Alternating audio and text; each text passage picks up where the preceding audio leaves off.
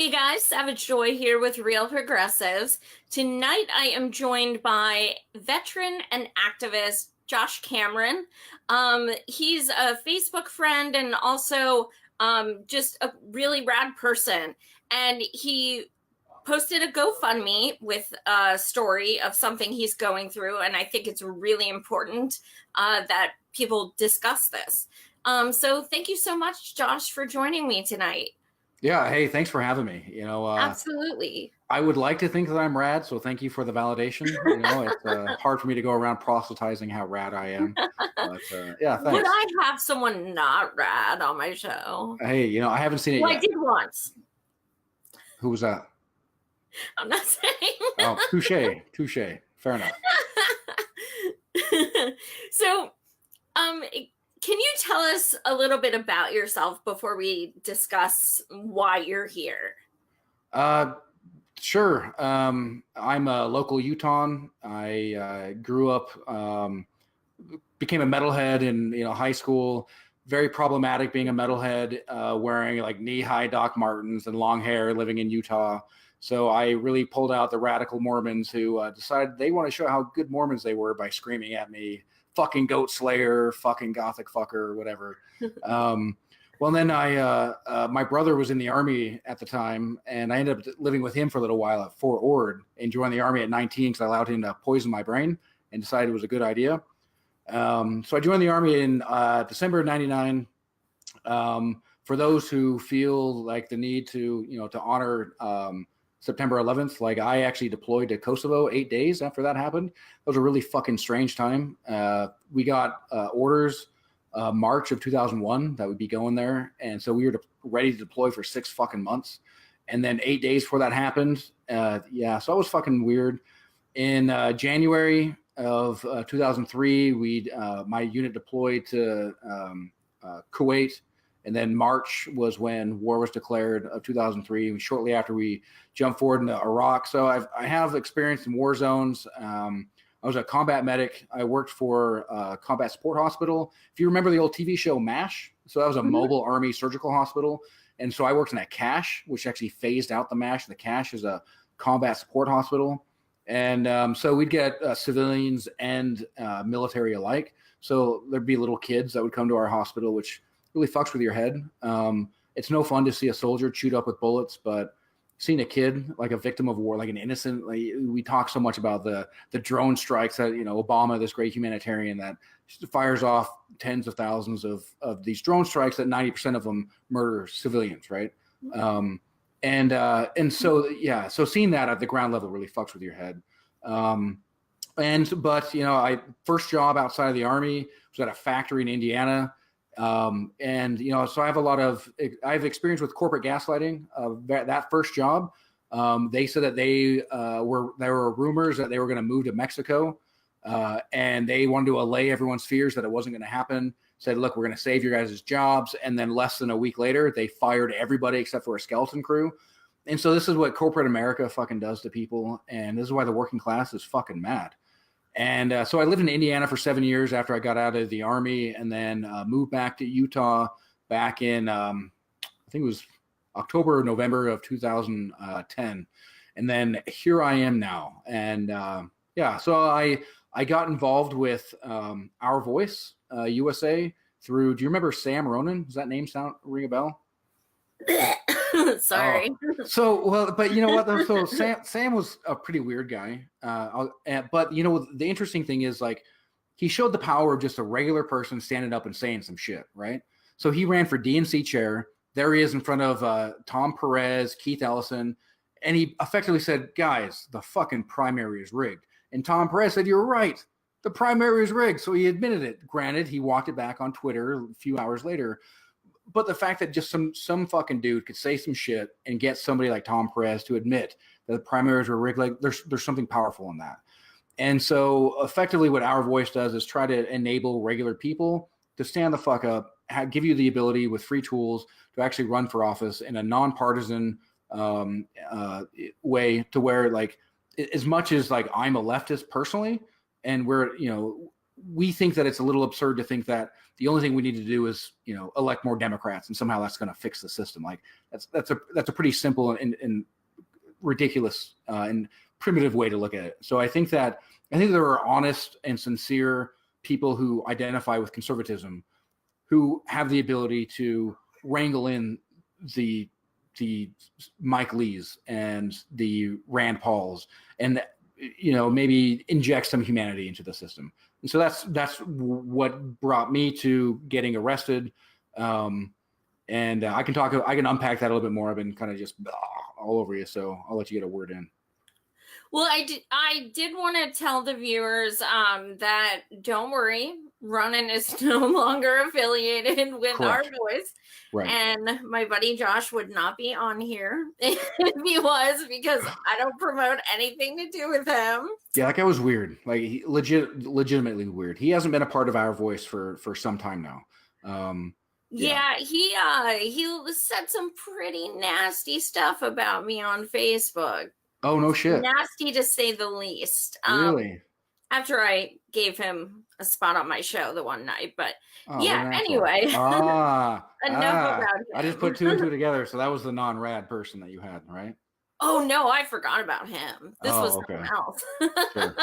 So I had two non-rad people. Okay.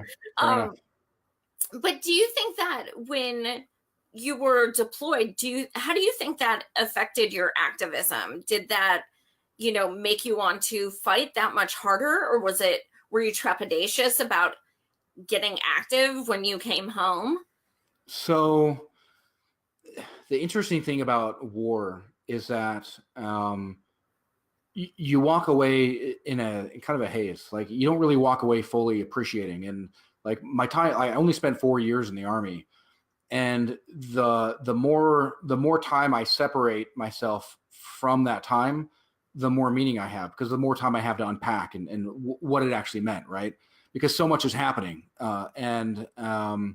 So at first, no. Like at first I had no intention of, like when I first got out in 2003, December of 2003, I had zero intention of being politically active. I lived in Indiana, had some shitbag politicians in office, and I can't even remember. I wish I could recall their names, but anyway, I didn't really get active until really, kind of your story, right? The Force Awakens moment was not just Bernie Sanders, but it was watching Jordan Sheridan's reporting on Standing Rock. Like that just blew my fucking mind.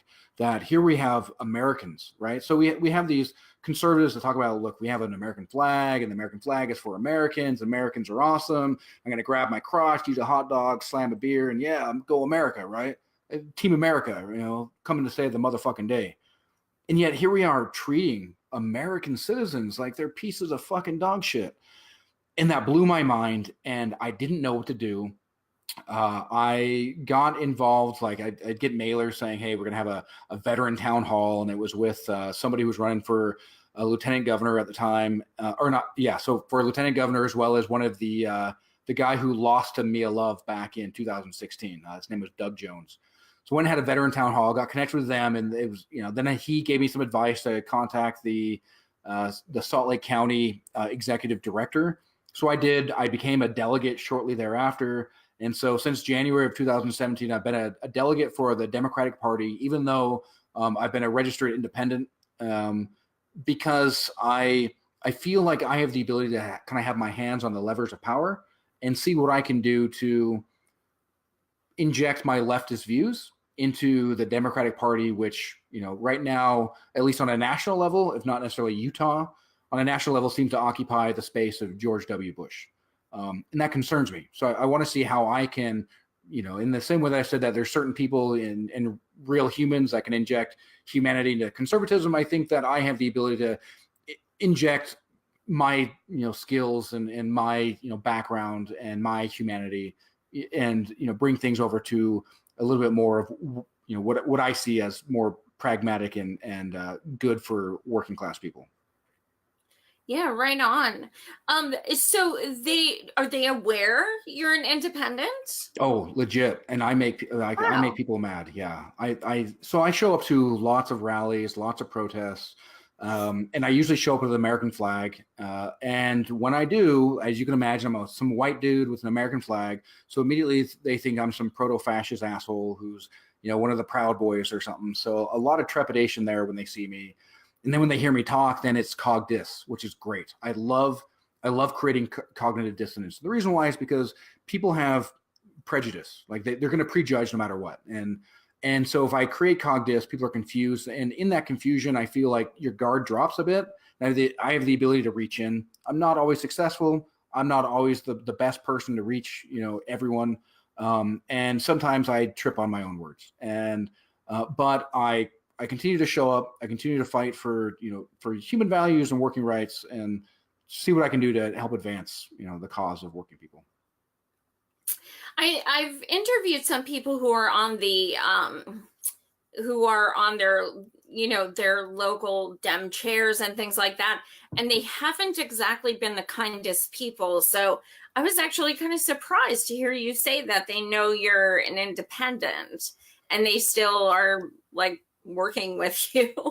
So there are some that work with me begrudgingly. And I made a lot of people mad when I stuck a standard in the ground and said that, look, I'm going to support Bernie, and I'm going to breathe fire all over you motherfuckers. I think it's okay to, pervert the primary, and somehow can turn a blind eye, that you can decry Republican election fraud and Republican election shenanigans, but somehow turn a blind eye. Well, these are our people. So, blue, no matter who, like, go fuck yourself. Like that's not okay.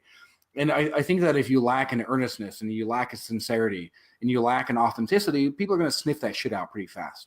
And I think that's ultimately why so many people choose not to vote. It's like they feel like, what the fuck does it matter? We have all these disingenuous assholes that are running for office. I think that the more that regular people who are authentic show up and don't try to say that we're perfect, don't try to package ourselves in some sort of polished a polished packaging, like we're this epitome of perfection, but we're flawed human beings as well. But ultimately we're trying to advance the human condition because I want you to be able to put food on the table. And I think that there's no working class person that shouldn't be able to save for retirement. I think that there's no middle class person that shouldn't have a decent amount of discretionary funds. And I don't see why that's such a radical idea. It's not a radical idea. Let me tell you something, Joy. This is not a radical idea, right? Yeah, that was terrible. Oligarchy. Yeah. Okay, sorry. Okay, look, I've never done this on the air, you guys. Are you proud of me? Cheers. Cheers. It's not a school night, so / work night. So this is a local Utah beer, Uinta Pale Ale. So Utah makes some really good beer. Problem is that this is 3.2% alcohol. Another thing too that you may be aware of, Utah is now the lowest standard for DUIs, and so the blood alcohol level now is 0.05%, not 0.08. And so, yeah, if you have like a beer and a half, even of this watered down swill, they will fucking, like, you're fucked. And so you got to make sure that as a combat medic, I drank a lot of beer in the Army, and I learned pretty fast that it takes about an hour or so for your body to burn through a unit of alcohol, a unit being one beer or, one 12-ounce beer, 1 6-ounce glass of wine, or like one shot of, hard liquor. And so do the math, be smart. If you're going to drink, do the math and make sure that you're safe before you get behind the wheel. Right on. Yeah. I apologize, Mark. I apologize. Teammate Mark said, stay on topic, please. We do not appreciate your nonsense. Oh, my bad. He's joking. Oh, okay. He's a smart ass. I love you, Mark. So one of the interesting things about being a veteran is that now you find yourself in the position that you were arrested for free speech, so-called free speech, right. And you have a court date on Tuesday to actually fight, what's supposed to be. So you went to a rally, right. And you went to an event and you had a ticket. Yes. So can you kind of explain what went on from there? Sure. So let me give you just a little bit of backstory. So I showed up. It's a place called Thanksgiving Point in a city called Lehi, Utah. And the event was supposed to start at 7 p.m. and it was called Mia Runs with Mitt. It was on August 24th of 2018. So I showed up at like 5:50, right? And I show up. I'm in my car for like a minute, get my stuff. I have my American flag, like I always do when I show up, and I walk out. And there's maybe three people in front of the venue. It's locked right now. Doors aren't even open. Can't get in, and barely anyone there. So I see somebody there, and the whole point of me being there is that being the spokesperson for Our Voice USA, I wanted to know what it was kind of the impetus for people to show up there. Like what brings you to this event, and then ultimately get a little bit of leading questions. What brings you here? Do you think we have a broken system or some approximation of that question? Do you think that you could do better than, well, let me tell you about these free tools that you can get, from your app store, whether it be Android or iPhone. Our Voice USA, you get free canvassing tools. And so this was my point. I was hoping to get at least 10 interviews or so. My very first interview, right? So I'm talking to this guy for not even a minute and a half. All of a sudden, a cop is like 3 feet from me, like staring at me. So like I have audio of it, and you can hear me start going, And so as I'm tripping over my words, there's this fucking cop just staring at me. And so I started addressing him, and you can hear him in the audio say, I don't think this guy's going to be a problem, talking about me, which is strange. So I start talking to him and tell him again, I reiterate exactly this. Look, I'm the spokesperson for Our Voice USA, trying to see why people are, interested in coming here. And I want to see if I can get regular people to run for office. And then he tells me, well, look, you can't have your American flag here. Like you can't do it. Like you can't be on this private property. And so technically it's private property, even though I had a ticket, so it's open to the public with a ticket. But this is a right-wing rally. So I'm thinking to myself, like, the fuck, dude? Like, obviously, like, you're making this shit up, right? These are Republicans, dude. Like, these are love their flags, right. And these are guys that grab their crotch and wiggle their titties at the American flag. Like, what the fuck, right? Yeah. And so I end up just telling them I don't want to make a fuss. Like, if I'm going to argue with a cop, I'm going to lose that fight, just hands down, right? So there's no point. So I just tell him, like, okay, well, that's fine. I'm going to go ahead and put my flag away. He's like, all right, great. And end of discussion. And as I'm talking to him, the guy I was interviewing was saying, look, I have no problem with this guy. So I actually have this on audio. Well, anyway, before I put my flag away, I cross the street. And then I'm just like benignly like looking at my phone, checking social media with my flag in my hand. Well, I'm there for, again, like a minute maybe. And then 3 private security, like, just walk up to me to reiterate the vastness of their private property that extends like a radius of another quarter to a half mile. And then so I, as they start getting into my shit, I just preempt like, oh, sorry guys, I'll put the flag away. And they say, okay, thank you. So I put the flag away. Eventually the doors open. I have my ticket. And then, I show them my ticket. I'm allowed in. Another thing that I did because I don't really like Mia Love that much is I ordered, it's free to get in. So even though you had to order a ticket, it didn't cost anything, but you could get up to 10 tickets per person. So I ordered 10 tickets knowing that I was going to throw 9 in the garbage.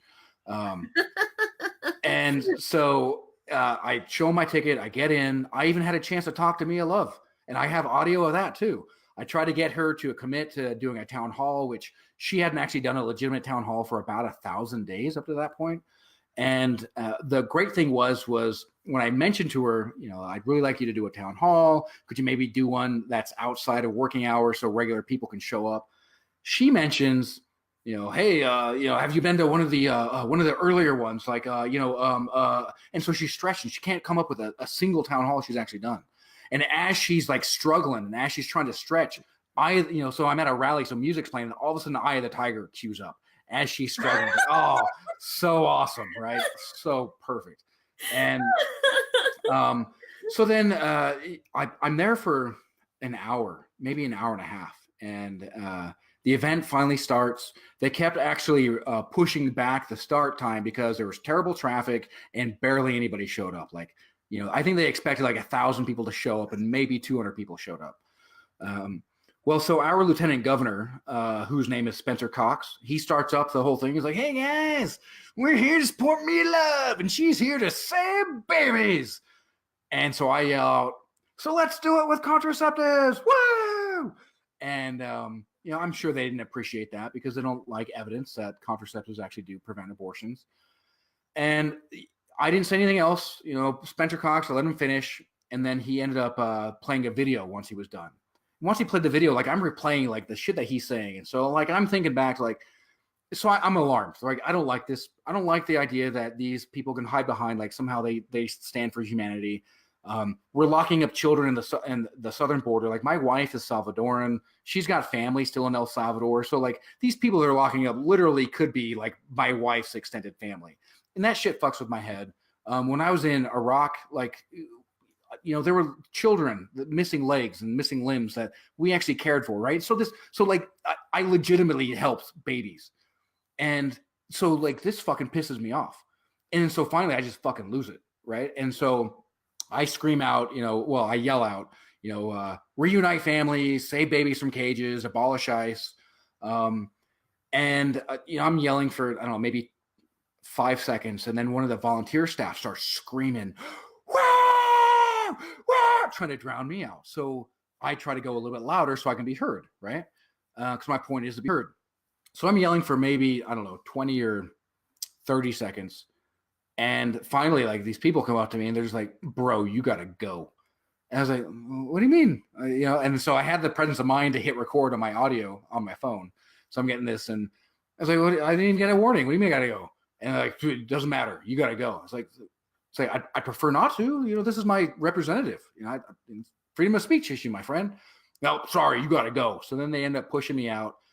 And then the cop who approached me at the beginning, he grabbed me by the arm and led me out the doors. And then he looks at me and he's just like, "Dude, I told you they could ask you to go."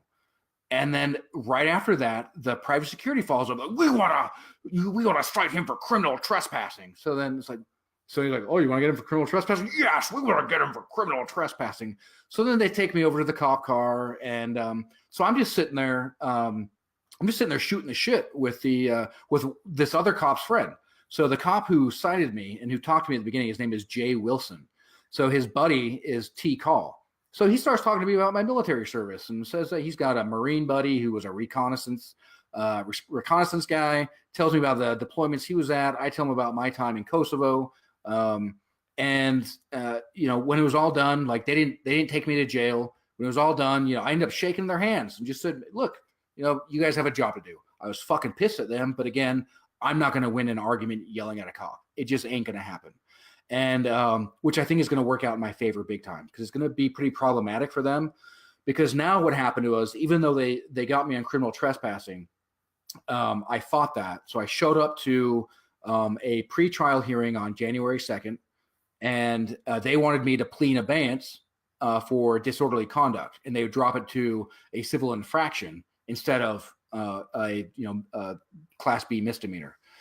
And they drop criminal trespassing. So I said no. Does that go on your record, or is that just a fee? Or an infraction would just be a fee, so it wouldn't go on my record. And then so I said no, and my lawyer's like, "Well, I just want I don't want to convince you to go one way or the other. I just want to make sure that you're aware that a civil infraction, you wouldn't have a criminal record, you would likely pay a fine, and it would go away." And then where I told him was like, "Look, like any fight worth fighting is likely to have some manner of something where I could have something to lose. And yeah, this is stressful for me. The further this goes on, the stressful for me, the stressful for my family. But I feel like this is a fight worth fighting." He's like, "All right, cool, fair enough." So he told him no. We filed for a jury trial. I actually specifically requested a jury trial, which I think scared them. And so the jury trial was set for January 22nd.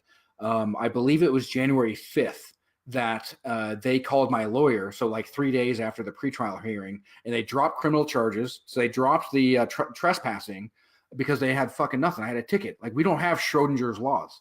I don't know if you're familiar with Schrodinger, if you're familiar with that concept, Schrodinger's cat and superpositioning of quantum particles. So we don't have Schrodinger's laws. Like I can't legally be on the grounds while also illegally being on the grounds. That's just not something that we've got. So they dropped that, and now they still want to get me on criminal trespassing. The problem is that since they lowered it to an infraction now, it's going to be a bench trial, and it's no longer going to be a jury trial. So no longer going to be judged by a jury of my peers. The bench trial means that the judge is now going to be judge, jury, and executioner. But before, my lawyer didn't want me to testify because ultimately, if it was criminal charges and we had to appeal, if I testify, then they have the ability to then, or if I testify, then I have to appeal and go to district court. They have the ability to look at my testimony and then try to impeach my testimony. But since it's now civil infraction, there's really no reason for us to appeal. And so what he plans on having me testify so I can kind of have my voice heard. I have at least 4 people that I know that plan on showing up to the courtroom to show support, which will be nice. And so I want to make this as problematic for them as possible because this is horseshit.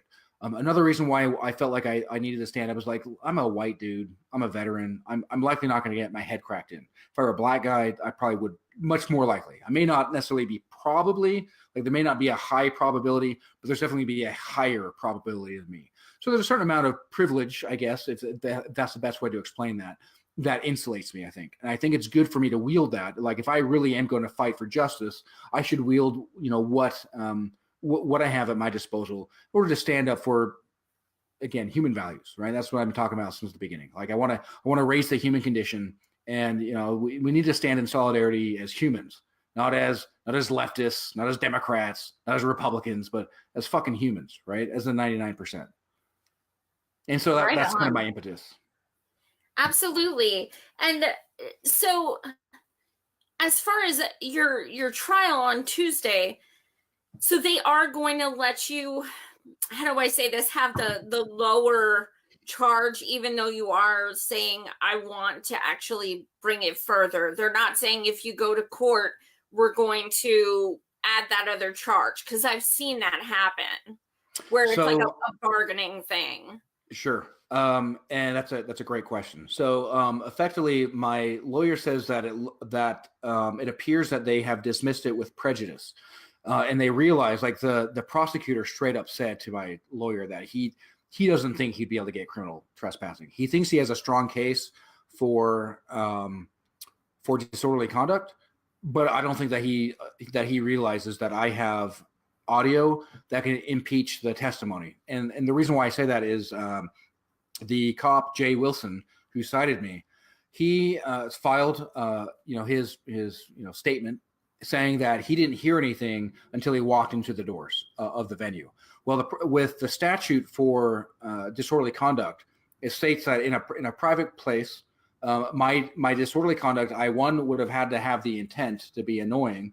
I'd also have to be intent to be inconvenient, right? Or annoying or inconvenient. I think they actually can choose one or the other. But then not only that, it's got to show that my annoyance and inconvenience transcended the private venue into the public domain. And the problem with that is, again, I have audio where I crossed the freaking street and they reiterated how vast their property was. So the idea that my voice in a political rally with a bunch of other people yelling and, excited, is going to somehow permeate the doors and then go another half a mile down, like that's just not. And then if they say, well, there's actually a road crossing, going through, and that's a public access road, well, then my lawyers can say, well, Your Honor, how come my client couldn't stand on that public access road with his American flag? This is obviously an infringement upon his constitutional rights. So they have the ability to make things much more problematic for themselves. And so I'm curious what holes they're going to dig themselves in. But then also the guy who reiterated exactly how vast their private property was, he mentioned in his statement that the guy I was interviewing at the beginning, like I was giving him a piece of my mind. I was really letting him have it. It was like, well, obviously he wasn't fucking listening, because the audio literally has me saying, well, look, man, I'm not here to tell you my views. I'm actually much more interested in hearing what you have to say. And so like my audio impeaches his actual statement. And so again, it's going to be problematic for them to make their case. Doesn't mean that they won't be able to, doesn't mean that I won't end up having to pay a fine at the end of the day. But ultimately right now, the only thing I'll have to pay is a fine, but that's because I stood up and I said, you know what, fuck you, and I did it in a respectful way, of course. It sucks because it cost me $3,000 to hire my lawyer and to go through all this shit. Now my GoFundMe though has raised $1,300, well, $1,295, which is nice, and it definitely helps. And I really appreciate the people who support me in that. It's in the link, you guys. It's actually in there twice now. So don't forget, his trial is Tuesday. So anything you guys can help out. This is more, it's about sticking with our brothers and sisters in activism. And this is really important because it can happen to any of us. And I'm sure we all know people who it's happened to, especially those of us who are consistently going to events and protesting or attending and interviewing. Sorry, finish. I just wanted to make note of that. Sure. While it was on my screen. Yeah, no, I appreciate that. And any support, like if you have $5 to give, like that's fucking awesome. Thank you. If you don't have $5 to give, you could just share it and get a little bit more exposure. That would also be awesome. And ultimately, I'm also hoping.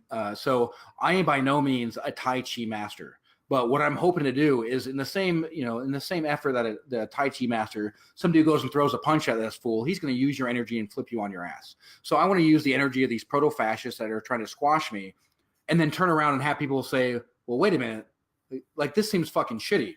And then on my media release, it specifically says that I'm a spokesperson for Our Voice, and have people say, well, not only is it shitty, but wait a minute, what is this Our Voice? Well, holy shit, this gives me free tools to actually run for office? Like, holy shit. And that's all that Our Voice is about, trying to demystify the process, because ultimately you drain the swamp by getting regular people in office, right? You fix working class problems with the fucking working class that understands the problems. You know, in the same way that William Wallace said, like, you want to eat the crumbs from Longshank's table? Like, I don't want the fucking crumbs from whether it be George Soros or Tom Steyer or the Koch brothers or Sheldon Adelson. Like, I don't fucking want their crumbs. Like, there's no reason somebody who works full time shouldn't be able to save for retirement. Like, full stop. There's just no reason. And if you can't, then you know what? Let's fucking automate that job, because it's a useless fucking job. And then let's give people the institutional knowledge that they need to be able to get in a job where they're fucking worthwhile, and get people out of soul sucking fucking jobs that makes them want to kill themselves, because that doesn't fucking benefit us either, right? Those are in some ways that you could call that a security risk. Because people who fucking hate themselves and hate their jobs are probably people who are going to go and murder a bunch of people, whether it be in a school or whether it be, in Vegas, whatever. Get people to raise the human condition so they don't feel like they're constantly on edge. They can actually breathe. They can actually have a standard of life, right? And a quality of life. Absolutely. So I guess I'm obsessed with true crime. So my brain is like thinking about the trial. Sure. And on that note, has your lawyer advised you that you will be, are your tapes going to be admissible? So that's a great question. As far as me submitting them as an exhibit, no. As far as if somebody says something completely contradictory to what my audio has, it should be admissible, because it actually provides evidence of impeachment towards their testimony or towards their statement. So that's where that should be admissible because of that. Now, that said, maybe there's something that I'm not aware of. The judge could say, go fuck yourself, right? So there's always that possibility. But I ultimately want them to step on their dicks, and I want them to really make things as problematic for themselves as possible, because this is horseshit, right? I get that you don't like what I said, but you don't get to then just, and it seems like all this is about it's the context that they had a problem with, right? Because I had this volunteer that was screaming in my ear, easily as loud, if not louder than me.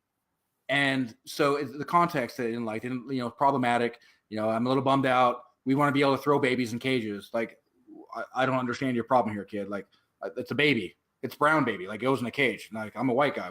Why shouldn't I have a problem with that? And it's like, well, I have a fucking problem with that, motherfucker. And so, and a nerdy thing about me too. I mentioned to you in Messenger that one of my favorite things that I like to do is watch The Matrix with commentary, because Cornel West was actually in Matrix 2 and 3. And so he actually does commentary with another philosopher by the name of Ken Wilber. And so I will eat that shit up. I'm such a fucking philosophy nerd. And so I'll watch all three of them, listen to them trade ideas of the philosophy. And I find myself in a weird existential position where I feel like I'm Neo sitting on the bench with the Oracle, where he's effectively saying, like, hey, I need to understand, like, what choice I'm going to make. And she's like, you're not here to make a choice. You've already made the choice. You're here to understand why you made that choice. Well, so this tattoo here, if you can kind of see it, I actually was a World of Warcraft nerd for several years. And I made friends with a tattooist in Detroit when I was living in Indianapolis. So he gave me this tattoo, but this says, there comes a time when a man must choose between his life and his soul. Well, I'm an agnostic atheist. I don't actually believe in God, and I don't believe in the spirit in the way that a Christian would. But I believe in a soul as far as a higher purpose. And so I got this tattoo back in 2008, 2009, 7 years, 7, 8 years before I got activated, if you will. And so I feel like I already made that choice. And I already decided I was going to live for this when the opportunity presented itself. And so I feel like, the path is unfolding, and I'm now Neo as Alice going down that rabbit hole. Right on. Absolutely. Yeah, that is a film I could watch 10,000 times and still learn something each time. It's pretty incredible.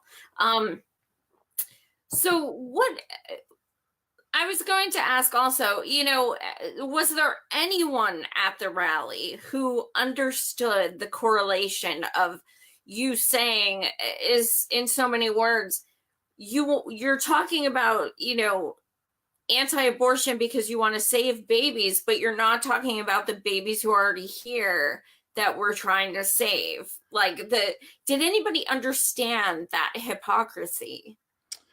So this is difficult for me because it's hard. Like, it's hard to not project, right? Because I understand this. And so I sincerely want people to understand this. So it's hard for me to say that people do or don't, because then it effectively it's just a reflection of my own way of viewing the world. Now, that said, in short, I don't know. In a long answer, you and I both are in love with this old fucker who combs his hair with a balloon by the name of Bernard Sanders. And I think the reason why he always talks about school board, such a very low level political office, is because, and Utah is definitely case in point here, for so long we've been taught what to think and not how to think. And we've consistently dismantled the public education system, and we've removed all the arts, we've removed all the humanities, and we've removed everything that really helps develop a how to think and how to stretch your cognitive capacity and your cognitive limits. And we've just said, well, here's your black and white platform, and this is the base, and this is all we want you to think. So I'm inclined to say no, that nobody's able to really make that connection. They're just like, this is some fucking libtard, fucking snowflake, piece of shit, right? And so I sadly probably not. Oh, I was hoping you got a tap on the shoulder and someone came up and they're like, oh my God. So I guess, to be fair, there was at least one person there who did get it. But out of the 200-ish people there, and the reason why I say that is because there's a guy who's his name is Chris Bell. He's part of what's called the CD4 coalition. And so CD4 is short for Congressional District 4, which is where Mia Love was the representative who Ben McAdams beat her in the election by 694 votes. And while Ben McAdams is a total blue Republican, like somebody I'm fucking not excited about at all. In fact, somebody who's actually been victim of my heckling. So I mentioned that I'm a delegate, right? So I'm a Utah State delegate. So last year during the convention, he approached the healthcare caucus, right? So now we've had a couple of years of people talking about Medicare for all. So he's talking at the healthcare caucus, 300 people in there, the room's fucking packed. And he's like, I really think that people should be able to have access to healthcare. Okay, well, what else you got to say? I really think that people should have affordable healthcare. Okay, well, I'm hearing all these dog whistles for I like private insurance companies. So what more? So what I pride myself in is when people have a pause in their speech, I'll try and occupy that space. So when he paused, I said, "So what are you for? Medicare for all or single payer?" And then he ignored me. And then I waited till he was done and I yelled out again, the exact same thing. And he looks at me really fucking annoyed and says, I think we've had this conversation. Well, we haven't. So he just told me and anyone paying attention who's able to read between the lines that he's for neither, and that he's for he's for spending more money in a sinking ship, which is Obamacare.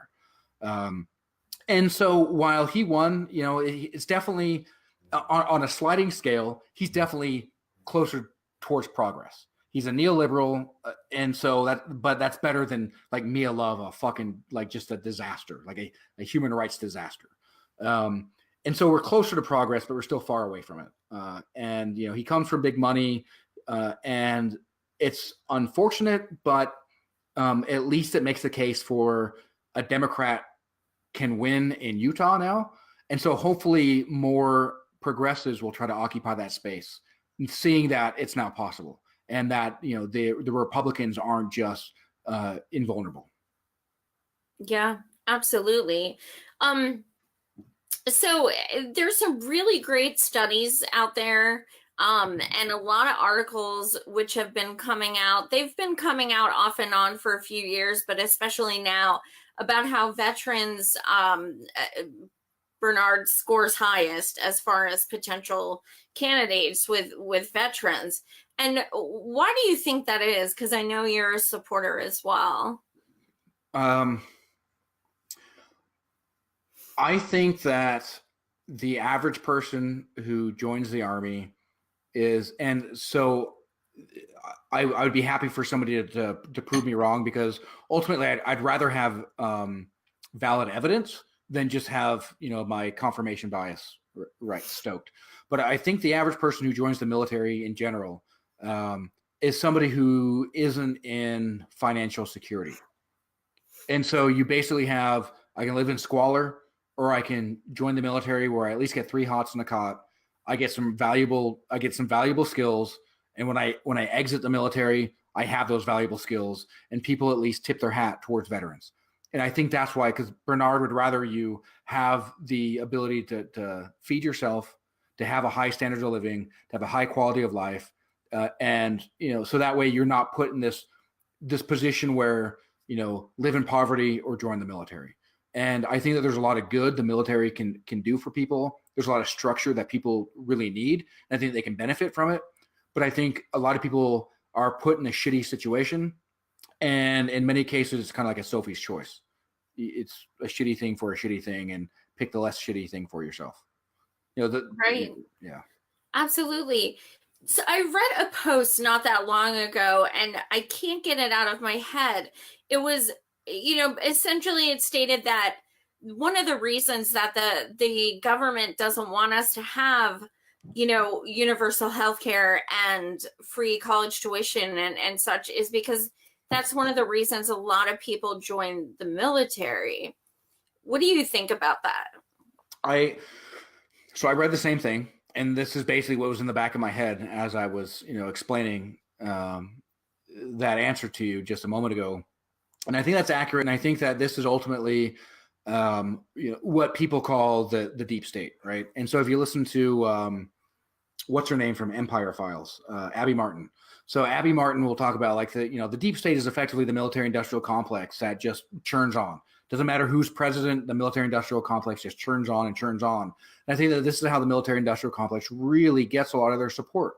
Is that legitimately, if you get help, like if you fall down and I walk up and I give you a hand up and say, you know what, Joy, I want to help you out. Let me help lift you up. The military is presenting itself as, you know, some sort of altruistic body here. And I think that this is where it gets public support. And I think that this is why the military industrial complex is so powerful.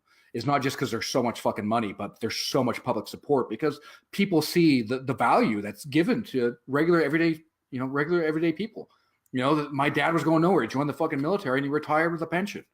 You know, not my dad, but just, you know, as far as, you know, these are stories that you hear often. You know, my brother was at a lost cause, or, you know, he's going to jail, or maybe my cousin, you know, was in a situation where he was on drugs and the military cleaned him up, and, you know, now he spent 30 years in, and he became an officer, and they paid for his his college, and so there's a lot of good that can be gained from it on a personal level and on a micro level. But there's a macro cost, and that macro cost is that we go and just murder civilians en masse, and we steal their natural wealth, and then we leave them worse off than when we found them, and then we turn around and say, look at this shithole country, these motherfuckers.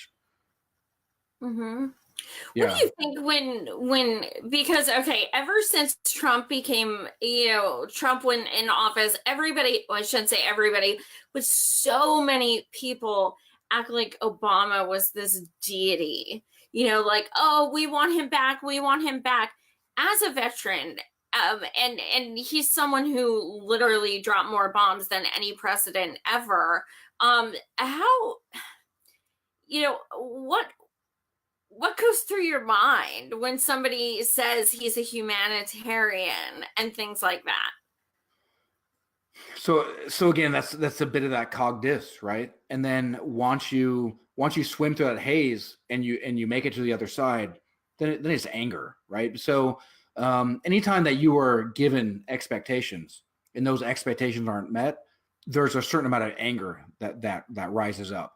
And so we had so many people that just said, oh my gosh, here's a man who just speaks so well. Oh, and they're just nutting all over this guy. And and it's insane. And hope and change. And like I bought into it. I totally fucking bought into it. Hope and change. Fuck yeah, you're right. You're fucking right. Hope and change. Yeah. And then like 2012 was like, okay, like, do we need a second term for hope and change? Like, I had the hope. I didn't see any fucking change, right? And so and it was the end of his presidency when Standing Rock happened. But there was such a vile taste of bile in the back of my throat. And seeing how this is a guy who literally went to the tribes and said, yo, I got your fucking backs. Like, when it comes down to it, I got your backs. And then he just says, I'll wait a few weeks. And then going through some of the comments. So Mark Fabian's been posting here about, this is why we burned our draft cards during the Vietnam Wars. Yeah, legit. Like, this is a fucking illegal war. And then they want to throw you in fucking jail because you don't go. Well, come to find out the Gulf of Tonkin was a goddamn false flag. Like, holy shit. And so we will do anything we can to get the military industrial complex just churning on. And it's really unfortunate. It's really fucking gross. And it makes you really angry.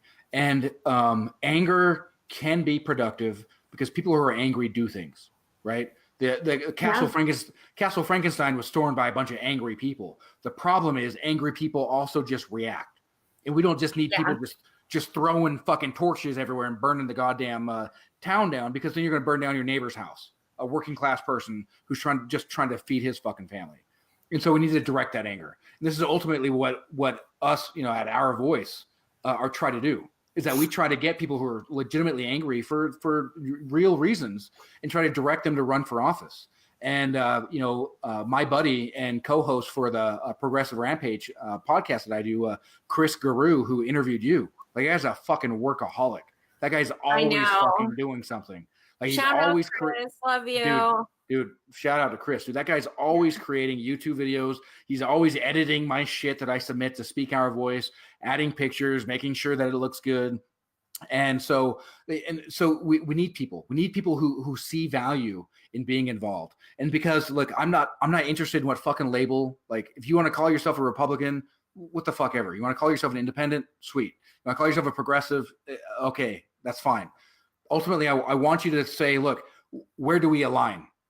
Okay, where we align, how do we get there?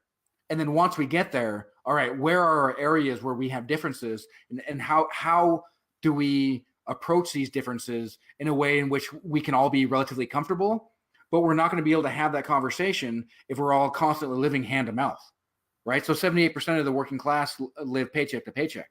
That's not an environment where you can have a rational conversation.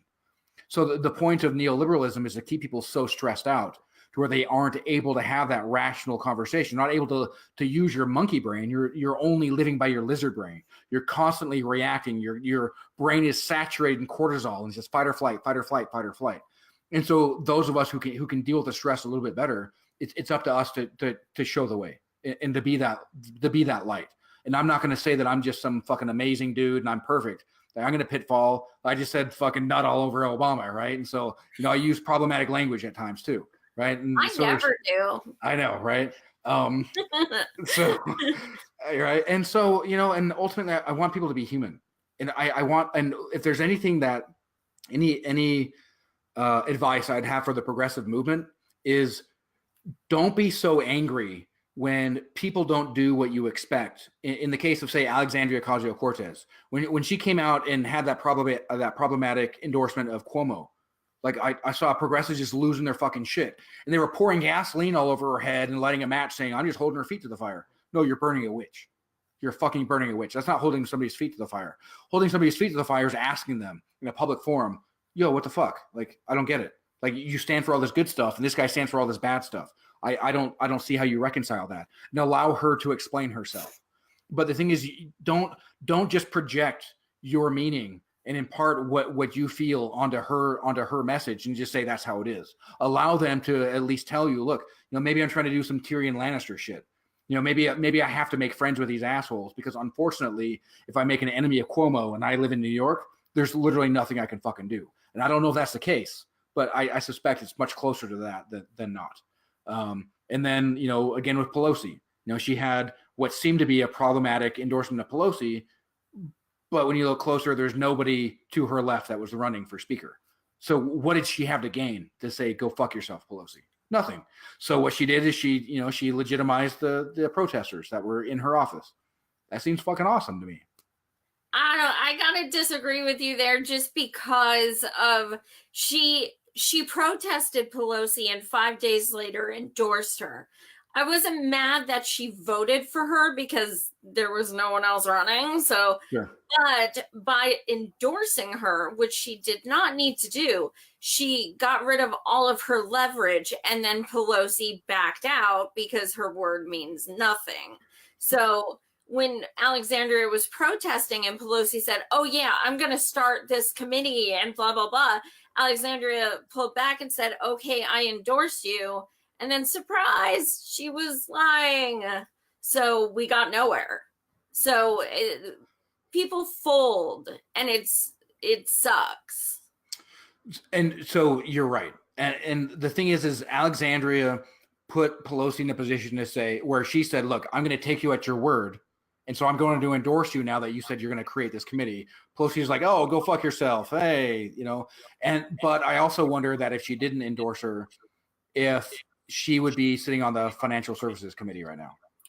And that's certainly plausible that she wouldn't. But I mean, I interviewed Alexandria. I'm not. I saw that. I love that. I love that interview. Yeah, that interview was badass. Oh, thank you. Yeah. So, but I was disappointed just because I'm like, this bitch lies all the time. You have to see receipts before you believe her. Come on. And that's fair.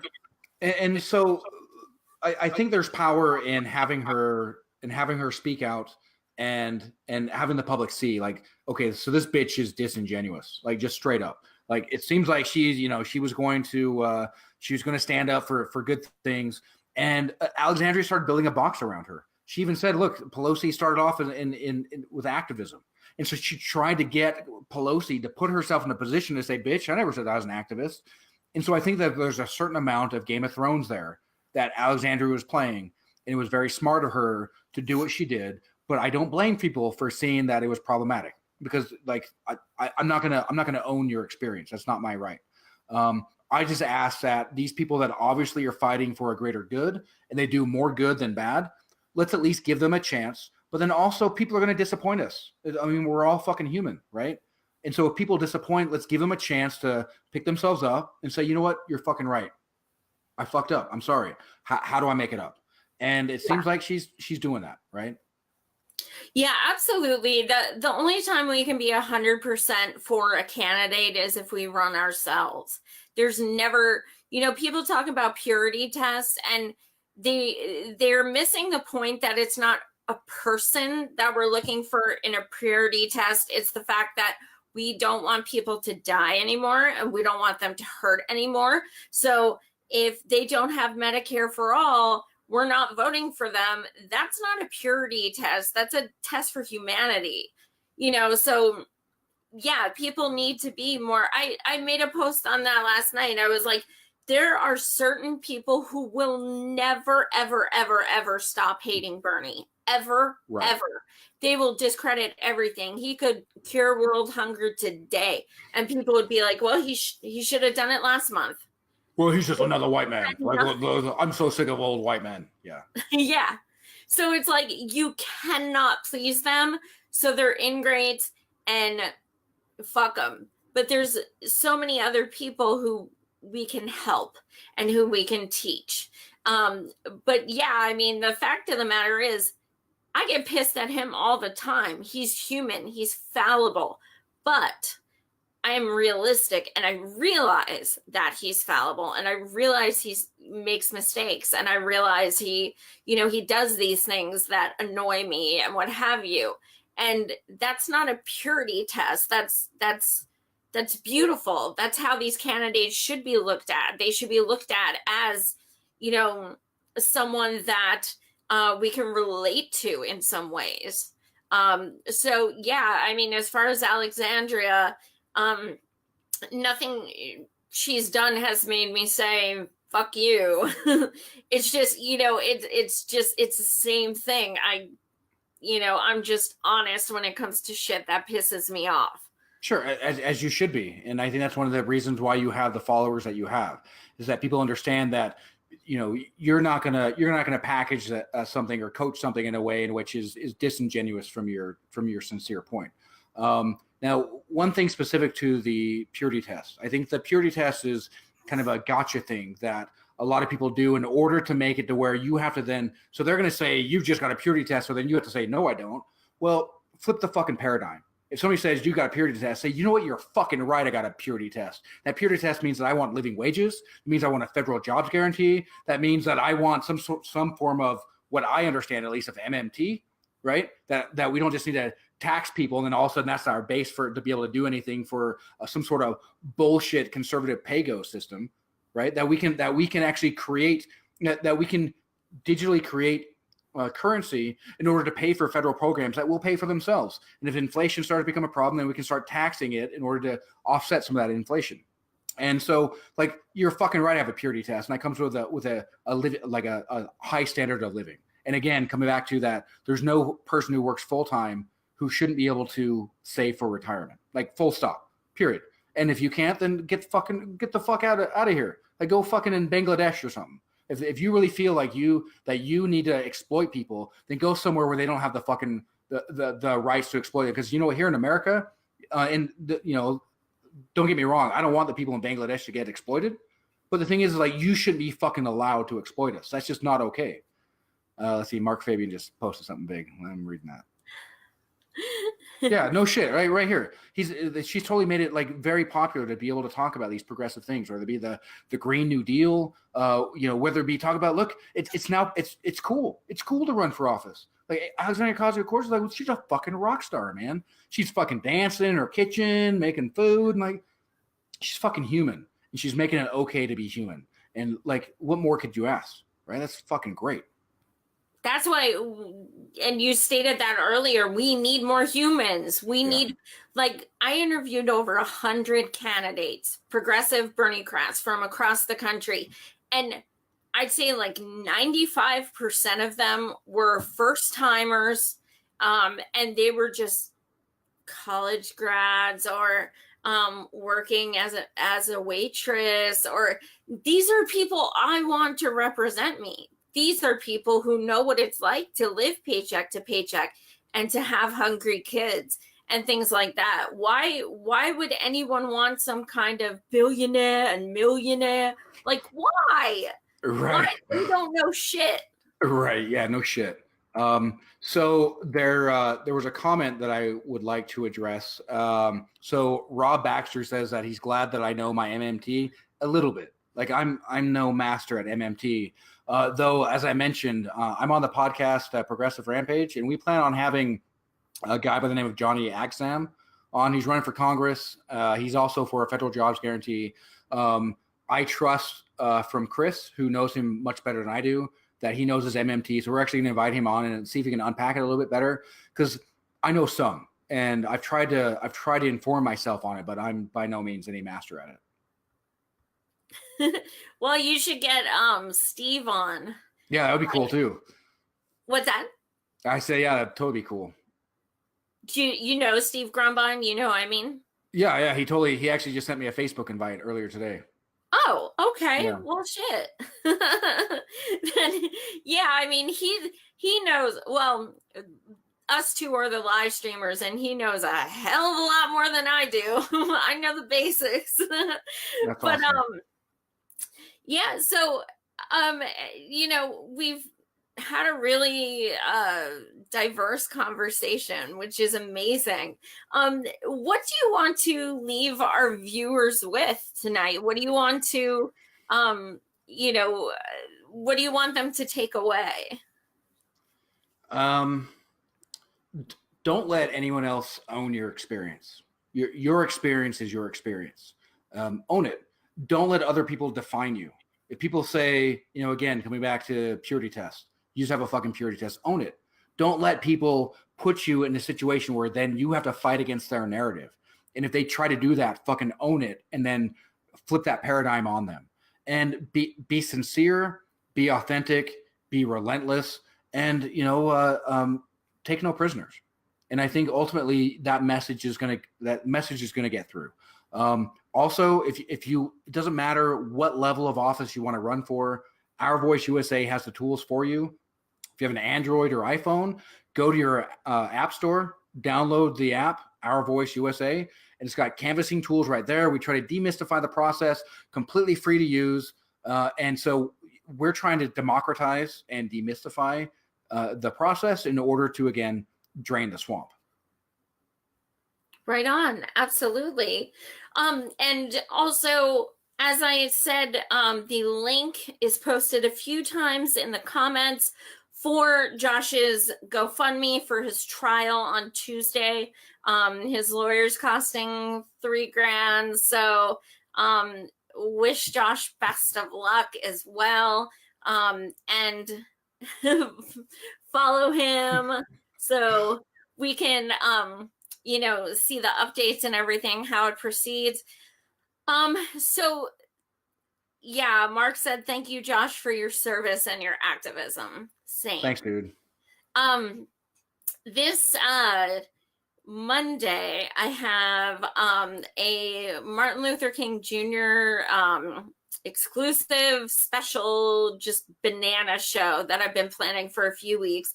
I'm having two people of color on who are going to discuss the problems with Kamala Harris and her for-profit prison past. She's made quite a bit of money off of incarcerating Black and brown people.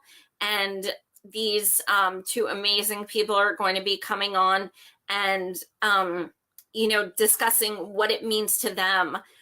Is identity politics enough to supersede what she's done? So I'm really looking forward to that. And Wednesday, I have two representatives from a group, openprimaries.org. So we're going to discuss what we can do to accomplish that, and also what it would mean for us should that happen. And then Friday, I have one of my most favorite Twitter followers in the entire universe. Her name is Isha the Lawyer. If you have Twitter, follow her, ESHA. And she is savage as fuck. Like, she will bring up history of every president. It's stuff we talked about tonight. Like, she is on it. She is smart as hell. So yeah, it's on next week. It's going to be pretty badass. So thank you guys for watching as usual. Thank you so much, Josh, for coming on. I know it was kind of like last moment that I was like, hey, do you want to come on? No, I appreciate it. You know, thank you so much for allowing me to, you know, to speak my voice about Our Voice, about my, you know, about my issues. Also, Andy, I feel like if I were in Canada, you and I could sit down and have a beer together. I also don't know that the U.S. would allow you to send beer to me, but I really appreciate the sentiment. Yeah, I So, don't know. yeah, I don't know. yeah, this is Andy, awesome. But I don't think you've ever invited me for a beer.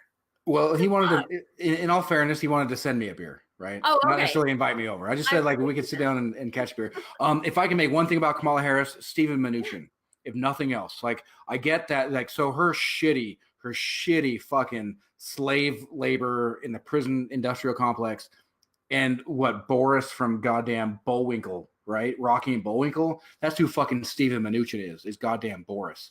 And so yeah, that's not okay. Who steals a 90-year-old lady's house for 27 cents? Yeah, go fuck yourself. And Kamala Harris like, yeah, this is an okay guy. He's all right. What? Oh, you want me to jail a banker? Like, why would I do that? Like, I don't get it. Yeah, go fuck yourself, Kamala. And if you're supposed to be anti-Trump, then you should be anti-Mnuchin, who she let off the hook. So yeah, no shit. Yeah. Yeah, Andy, you're right. I said that to Josh before we got on the air. She did. I don't think I've ever drank on the air until tonight. Josh made me do it. Hey, I had that influence. It was a mind meld. I used my force. I crossed universes there. Drink beer. Yeah. Awesome. Well, one of my favorite things to say to people, may the force be with you. And also with you. Never ever lose your sense of outrage. That's mine. Legit. Absolutely. Thank you guys for watching again. Be sure to tune in Monday, Wednesday, Friday next week. I was hit up by someone this morning for an interview. I'm not going to say who it is now because I don't have the date confirmed. And no, it's not Bernie. But I may be having a nice surprise shortly. But thank you again for watching. You guys have an awesome weekend. And don't forget to tune in Monday at 9 p.m. Eastern. Thanks again, Josh. Good luck on Tuesday. Yeah, legit. Hey, thank you so much for your time. I appreciate it. Absolutely. Take care, everyone.